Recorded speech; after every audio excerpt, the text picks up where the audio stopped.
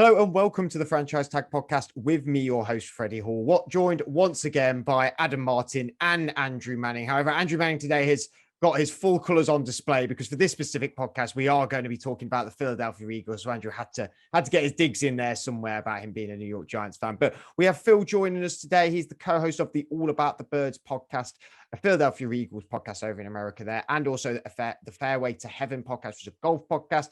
If you are into your golf, make sure you go and check that out as well. Phil, how have you been? You said you're in the mountains. You on a nice holiday, on a bit of a retreat, or a bit of a work trip? How are you getting on?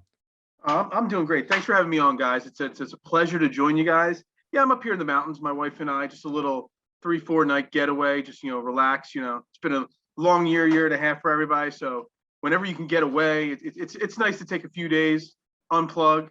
But the podcast work always continues. When someone says I need to talk to somebody about the Philadelphia Eagles, I'm always game to spend a few minutes with anybody out there, talking about the best team in the NFC East. That's early. That's early to go in. I'll let him warm up a little bit. Okay. Well, make sure you send your apologies to your wife from us for tearing you away for just a moment, for half an hour to talk to us. But we're going to be talking about your draft pick, Devonta Smith. Obviously, we've moved away from the cornerbacks and back into the skill position, the wide receiver position now with the next pick, which was the first draft night trade. The original pick being the Dallas Cowboys, a fellow NFC East rival. Obviously, angered Andrew a lot that rivals could pal up together and jump over each other and go in to pick a player that I can imagine the Giants were also keen on having a look at as well. But the Dallas 10th pick you traded up to their 10th, you gave them your 12th and a third round pick as well. You went and took Devonta Smith. I mean, we all knew you were sort of looking at the wide receiver option because of really the lack of a true number one wide receiver over in Philadelphia. But what was your reaction to the pick of Devonta Smith? His name comes up, he comes out there, has the Eagles jersey. I mean, it must have been a great feeling, right? Right. So, I mean, the trade itself is another conversation, but the pick of Devonta Smith himself, the Eagles are in a tough spot right now. They need to see whether Jalen Hurts is the quarterback of the future of this team or not. Obviously, I'm sure you guys and a lot of podcasts talk about the whole Carson Wentz and that aspect of it. But now we are all in on Jalen Hurts. So the only way you can tell if a young quarterback is going to be your franchise quarterback is to give him the weapons, to succeed. You can't go. We all know how bad the Eagles wide receiver room was last year. The rotating door, the rotating pieces that they had, at wide receiver last year. If you want to see if Jalen Hurts is the future of your franchise, you got to go out and get a stud. And Devonta Smith is one of the 2 or 3 best wide receivers in this draft class in a very deep and really strong wide receiver class. So Devonta Smith in last year's class would have been the best wide receiver probably in the draft class. This year, he's second, third best wide receiver. So you went out and got a stud, Heisman Trophy winning wide receiver to pair with your young 22-year-old quarterback. Now there's no excuses. If Jalen Hurts can't go out this year and at least show some progress, then you gave him a weapon, you gave him top-tier talent around him. Maybe then he's not the quarterback of the future. So there's no excuses. That's why the pick was so smart and so good for the franchise. Not my choice, but smart going forward for this franchise. Yeah, you've just mentioned there the Heisman Trophy winner. It was hard not to hear that name being talked about all year. Seeing footage of him, highlights, going all against the odds with the type of player he is. But what impressed you the most about his time at Alabama? Well, I mean, so Alabama obviously is it's got the best program in college sports. They put out pro-ready guys. A little side joke. There's a really well-respected, beat reporter, Ed Kratz in Philadelphia. He writes for Sports Illustrated, but he covers the Eagles for them. And he made a joke about how the Eagles had not drafted an Alabama receiver or an Alabama player, period, in Howie Roseman's, tenure as GM. And he goes out and drafts 2 Alabama players with the first and second pick. So I want to thank Ed Kratz. I've done it on multiple shows for making that comment because I always want NFL-ready players, and you get that with Alabama. But the one thing that I think that people underlook on Devonta Smith is that, everybody talks about his speed and how he stretches a defense. But if you really watch his tape from Alabama, he plays like a bigger wide receiver. He makes those tough catches over the middle, those 50-50 balls, those jump balls in the end zone, stuff you expect from a 6'2", 200-pound wide receiver. He makes those plays. And I don't know what you guys' opinions are on Mac Jones and Jalen, the quarterbacks he's played with in the last couple of years. But it's not like I personally, I'm not a huge Mac Jones fan. I'm not even a huge Tua fan. I didn't think that they were as well, rated as they were. I think they're more college quarterbacks, not necessarily pro quarterbacks. And he made them look good. He made them look better, in my opinion. So the fact that he can go over the middle, make those tough catches, he plays bigger than he is. I think he's a great wide receiver, and he might go down as one of the better wide receivers out of this draft, maybe even better than Chase, who went to Cincinnati. Yeah, definitely. I mean, I really rate Devonta Smith. I think he's absolutely incredible. And he plays with a chip on his shoulder because for some reason, don't know why, he's never been rated as the wide receiver one. I know he's had the guys, Henry Ruggs, Jerry Jeudy, had Waddle there, but Waddle obviously had his injury. Yet in 2019, when he was there with Ruggs and Jeudy, he led Alabama in receiving yards and touchdowns. So, I think playing for Philadelphia as well, I think he's still going to have that chip on his shoulder, and I think he's going to be absolutely deadly because there's nothing not to like about him. I believe a lot in the eye test. I'm not a stats guy. I'm not an analytics guy. I look at a game, and when I watch a game or film on a guy, I like to be able to see certain little intangibles. And when I see him in the end zone, going across the middle and out jumping a bigger cornerback, that tells me something. When I see him run across the middle on a slant, and not be afraid to take a hit from a safety, that tells me something about the guy's character. And then also on the flip side of the equation, he already has that connection with Jalen Hurts because Jalen Hurts was his, teammate back before he left for Oklahoma. So there is so much going on that I think Devonta Smith can go into his rookie year.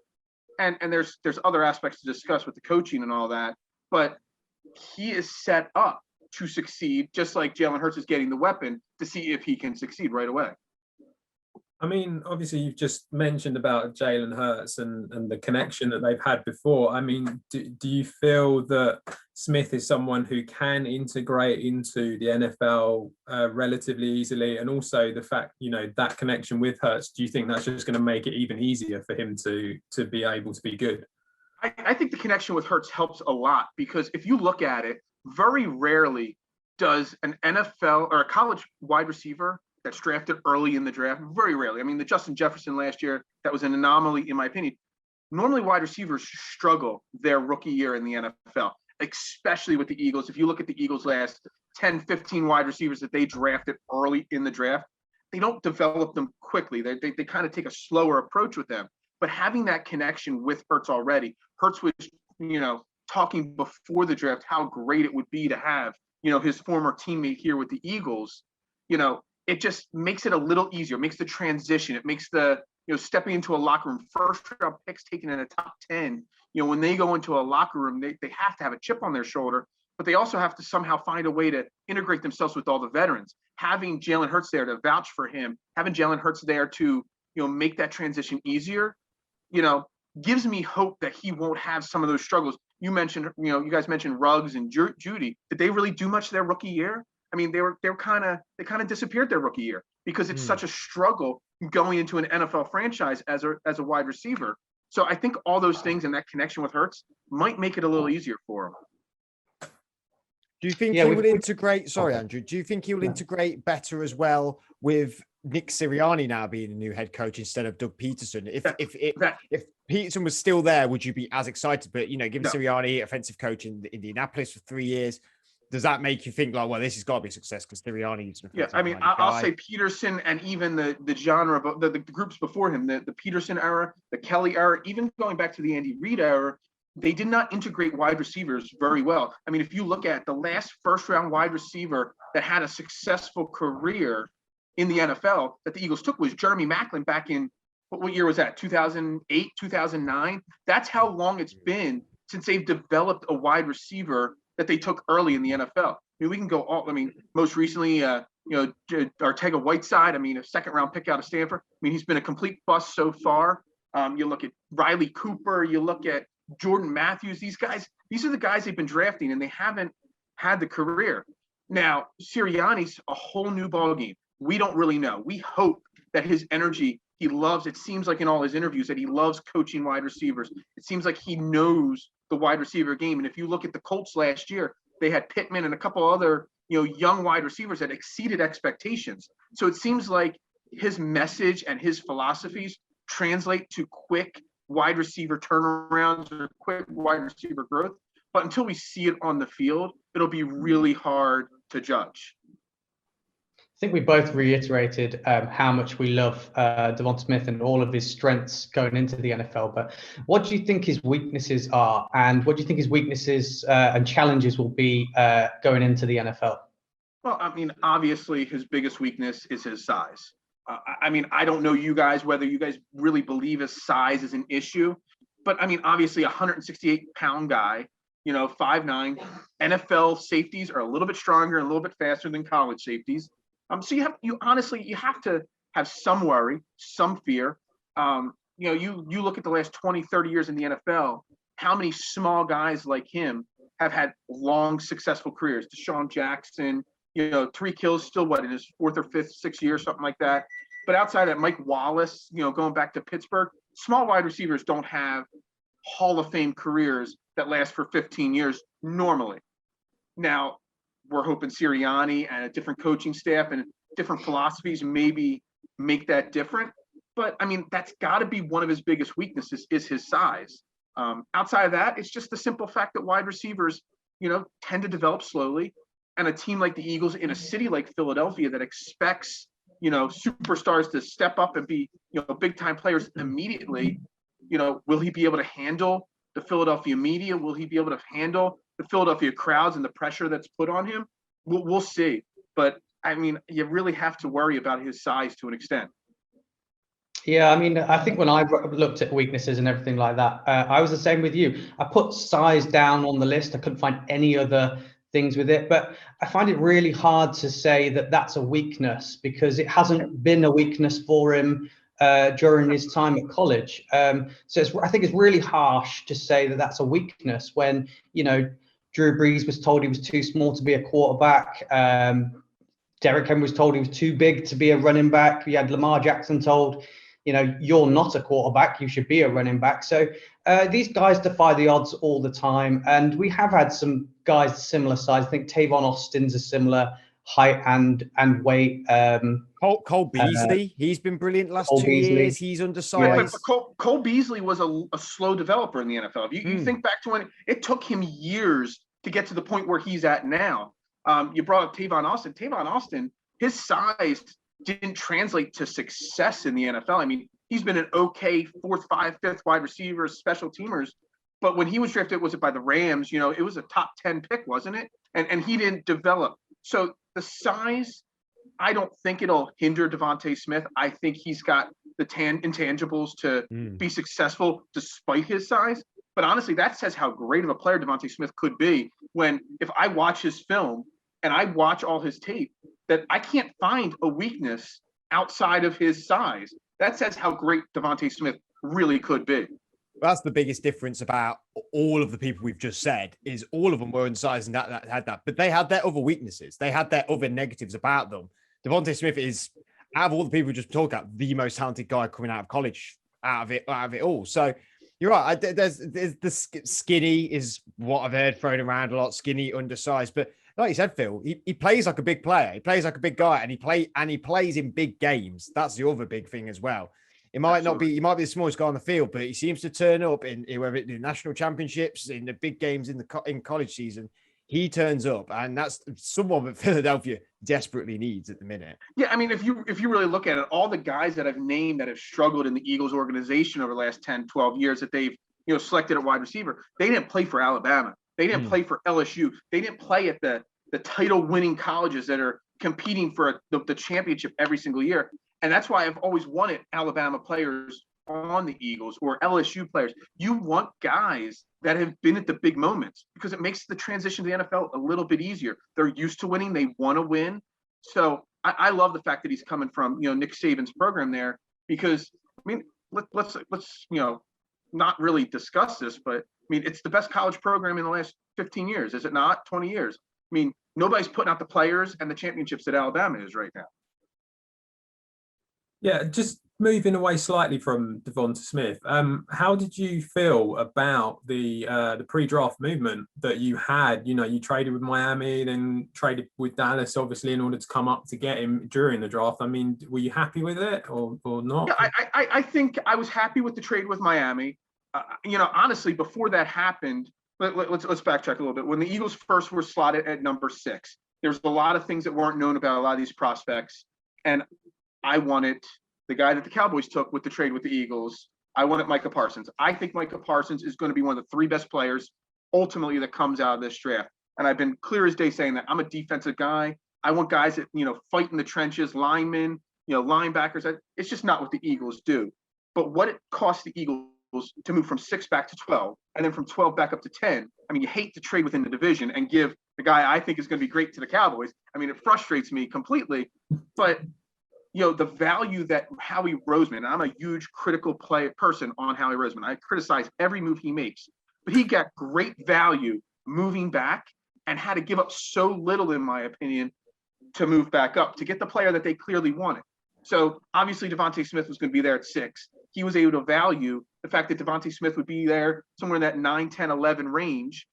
He realized that the Giants wanted Devonta Smith. He was able to give up minimal to move back up. So, I mean, the Eagles have 3 first-round picks next year now, you know, with all these moves that they've made.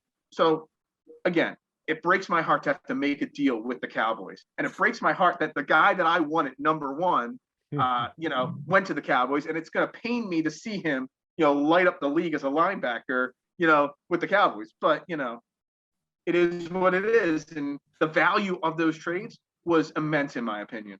I think if Dallas are doing trades with the Eagles to affect the Giants, it definitely just proves how afraid the Cowboys and the Eagles are of how good the Giants are going to be this year. And the fact that if we had Devonta Smith as well, you know, we you know, easily the best team, hands down, that you've got to do deals with your rivals. No, the Giants are not going to be that good. Sorry. As a Giants fan, I mean, does Devonta Smith make a now all of a sudden I'm losing my train of thought here because I'm trying to make a joke about the Giants. You know, does it make their quarterback really that much better? No, he's not that good. He's probably the weakest quarterback in the division, in my opinion. Hey, no, he can. It's his year to shine. We've given him everything that he needs to do it. You know, I've not been overly complimentary about him, to be fair. But, this is his year to prove it. So, you know, who knows? I think we are the strongest roster in that division. I mean, you've all got to be worried when Ryan Fitzpatrick enters your division. You've all got to be worried, haven't you? Really? I mean, I guess I got to say that Fitzpatrick's Fitzmagic has to run out at some point, does it not? Because, you know, I mean, he's 38 years old now, and he's had magic with 17 different franchises, it feels like, at this point, you know. For two games a season. It's not exactly. At least the Washington football team has great weapons. They've got a great wide receiver, great running back, a stellar defense. So the Washington football team, and it's still to this day, it makes it very hard for me to say football team and not their previous name. I struggle still to this day to say that. But, you know, the Giants, to me, I don't know. Devonta Smith wouldn't have made them that much better because I don't have confidence in their quarterback, their line. I don't even confidence in Saquon Barkley being 100% coming back from that, you know, knee injury. So, you know, Devonta Smith complemented the Eagles so much better than he would have complemented where the Giants are at this point. Yeah, because you really needed a wide receiver, and he would have just added, you know, to our plethora of good receivers. Yeah, I mean, you got so many wide receivers already there, and you know, and you still drafted a wide receiver, right? You know, you reached for a second round, you know, wide receiver. It's basically what the Eagles did last year with Jalen Reagor. You know, Jalen Reagor was ranked like 28th to 35th in most, you know, prospects, and we reached for him at 21. You know, when Justin Jefferson was still on the table. So you guys basically did the same thing as we did last year. Just, you know, hopefully you have just as bad as results as we did last year. You did say it was a reach, Andrew, to be fair. You said, I'm happy with the pick, but it is a reach. On Reagor? On Tony. Tony was a major reach at that point. He was a late second round pick, in my opinion, for the most part. And the fact that I think there was at least 3 or 4 other wide receivers that were on the board that I would have taken ahead of Tony at that point, probably.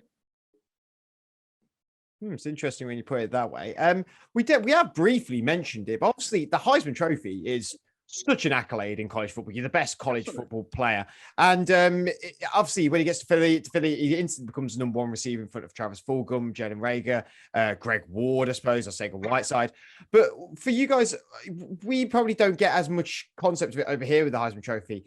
But for you guys over there, is there that much stock with the Heisman? Does it really boost your draft stock so much? I mean, he deserved it. He was a fantastic player, but I'm just looking, this is the last 10 years of who's won the Heisman. Cam Newton, Robert Griffin III, Johnny Manziel, Jameis Winston, Marcus Mariota, Derrick Henry, Lamar Jackson, Baker Mayfield, Kyler Murray, Joe Burrow. Now, you could argue the last 5 years, they've all become studs. Baker, we're still not sure about, but everyone else has been a bit of a stud, really. And then before that, Mariota, Winston, Manziel, RG3, Cam Newton. I mean, it's not ended badly for all of them. It's obviously ended horrifically for Johnny Manziel. God knows where that guy is anymore. But if everyone's come on the Franchise Tag podcast, if you're out there, Johnny Manziel, and you want to listen, then please reach out to us and come on, because that'd be fantastic. But do you think it helps or does it hinder their draft stock, and when players are going into the draft? Do you think there's maybe unrealistic expectations on them? I think it puts unreal expectations on them to an extent, but what was the one thing in common with almost all those names that you just mentioned? Wow, quarterback. Exactly. So it's a quarterback driven award. 9 times out of 10, a quarterback is winning that. And the NFL values quarterbacks and the drafting quarterbacks so much. So when you're taken in the top 5 as a Heisman Trophy winner to be the franchise quarterback, you're normally going to a bad team to begin with. So there's undue expectations being put on you to win on an organization that has been dreadful for how many years. So that's where that comes in. I think there's a little bit less pressure on a Devonta Smith as a wide receiver, because very few wide receivers win the award anyway. So, there'll be expectations, and obviously being in a major market like Philadelphia, there will be undue pressure put on Devonta Smith for sure. But on the flip side of the equation, it's not like he's the quarterback, which is the franchise leader, which is the franchise, linchpin. So I think you have to look at it in that aspect, if it's a wide receiver versus a quarterback. Because, I mean, when was the last wide receiver that won the Heisman Trophy? It's been a really long time. Pretty sure I read earlier it was 91. Well, Desmond Howard won it with Michigan. That was in the early 90s. I'm not sure which year that was exactly. And he went, into the NFL. And he had a good career in the NFL, but he didn't have a MVP type career because, again, MVPs aren't wide receivers. MVPs aren't, leaders of a franchise. They're one key piece to get to the next level. And Desmond Howard won, Super Bowl. He won a Super Bowl MVP one year. Was it with Green Bay, I believe it was, when he had a couple kick returns in the Super Bowl. So, I think it's a little less pressure being on Devonta Smith as a Heisman Trophy winner because he's not the quarterback. How did you feel about the rest of the draft? For the Eagles or in general? Yeah, for the Eagles. For the Eagles draft was smart, big picture. They drafted a lot of in the trenches guys. They got Landon Dickerson in the 2nd round from Alabama also. So 2 straight Alabama players, a guy that had 1st round talent, has had some knee and ankle issues. So, obviously he fell in the draft, but they drafted a lot of linemen, a lot of defensive tackles, a lot of in the trenches guys. And if you look back to when they won the Super Bowl in 2017, the draft before that, 2016, drafted a lot of in the trenches guys and then added some free agents in the trenches. That's where you win titles, by developing that base, protection on the offensive line, that great pressure on a quarterback. It makes, the cornerbacks, which are a weakness of the Eagles, a little bit better. So they had a really good draft, big picture. Now, Howie Roseman has had a lot of question marks on his drafts in the years past that a lot of his players missed. We'll see if this year, but on paper, his draft this year was very successful, very smart, big picture. It's not going to make them the division favorite this year, but it develops a baseline that if Jalen Hurts turns into a franchise quarterback, now he's got pieces around him to protect him. He's got pieces that are younger on an aging roster. We have, Dickerson should be the heir apparent to Jason Kelce at center, one of the best centers in football the last 10 years. So they've done really smart things this year, but it's not flashy things. It's not the big move that says, wow, we're going to win a Super Bowl now all of a sudden. But it's laying a foundation. So if you could see the big picture, it was a very successful draft.